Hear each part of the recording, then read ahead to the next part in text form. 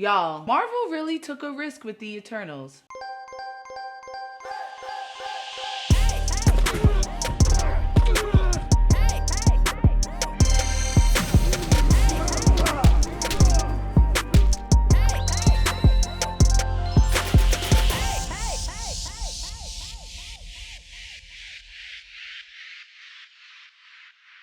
Okay, so the newest installment of the MCU dropped last week, and personally, I thought it was incredible. If you've been following me, it's all I've been able to talk about for the last couple of days, so let's get into it. Now, if you haven't seen The Eternals, it's time to dip because I have wild spoilers coming up. So let's get to it. As I mentioned before, The Eternals is a huge risk for Marvel. Some people mention that it reminds them of a DC movie, and I think it's because it's one of the darkest and longest installments yet. It's the first time they introduced an ensemble of characters, which is a pretty big task, and I think they were up for it. That runtime gave us the room to get to know each and every Eternal and basically what makes them tick, because they were all starkly different. A lot of people complained about how different they are from the comic books, not just with their mannerisms, but also with their gender and race. But personally, I thought it made the Eternals way more dynamic. The Eternals originally were a bunch of jerks, at least that's how I read it. And now they seem like these complex characters that were given an impossible task. And let me tell you, no one leads this cast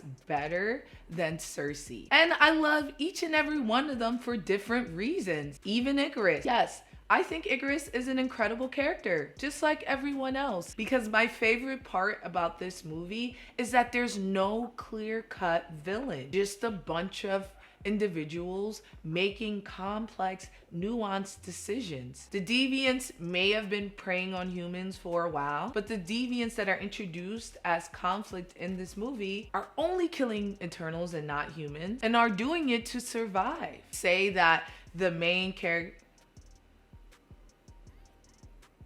So even though they may be antagonists, I don't think that they are villains. Now, if we're looking at the boss character, I can never say his name right, so I'm gonna call him Big Man. He also is fulfilling his duty to continue his race. Yes, his plan was to sacrifice Earth, but we feel a connection to that because we live there. For him, the sacrifice for Earth was such a small piece compared to the trillions of life that would come from the Celestial being born. And finally, there's Ikaris, who is one of the most complex character who has the biggest task of the movie. Not only does he have to leave the love of his life because he can't disclose a secret that will ultimately destroy her, but when he returns, he also has to kill his friend and mentor. Because to him, not only is he bound to duty, but also he is responsible for a new universe being born. I need you to think about for a second what life and death means to someone who lives 7,000 years, especially when you know that killing any of the Eternals really doesn't do anything. It's like breaking your phone knowing that everything you have is on iCloud. Yeah, you're gonna be hurt that your phone is gone, but ultimately you know that everything about that phone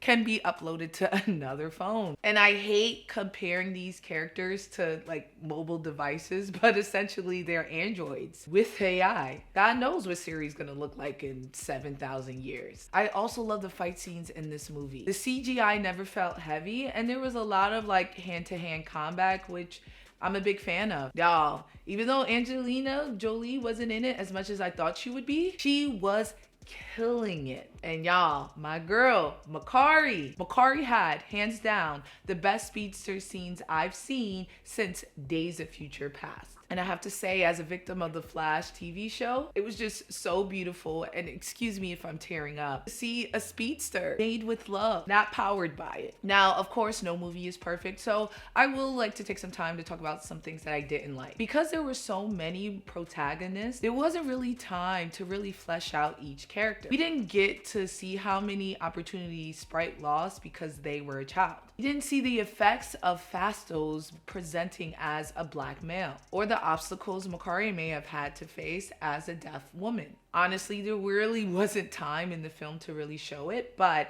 I agree that if this was like a Disney Plus show or something to that nature, we really would have gotten to love the characters even more. I also have to admit the deviant lore is a little wonky. Just a couple of lines from the main deviant explaining why they began killing humans would have done so much for that story. And finally, I don't understand why any of the Eternals except for Cersei, who they show has been in touch with the humans and loved the humans from the beginning. I don't know why the other Eternals cared about Earth enough to risk a universe being born. Y'all, Earth sucks. I live here. And I feel like Kingo, Phastos, Makkari, even Thena all understand why. Actually, let me throw Ajax in there as well because she's definitely not white. All in all, I thought it was an incredible movie and a great deviation from the MCU formula. If I miss talking about characters you love and stuff like that, don't trip because I am throwing up reels and TikToks for the rest of the week. I really like this movie. So I'm gonna go ahead and give it 5 Frankie Flames. Do you agree?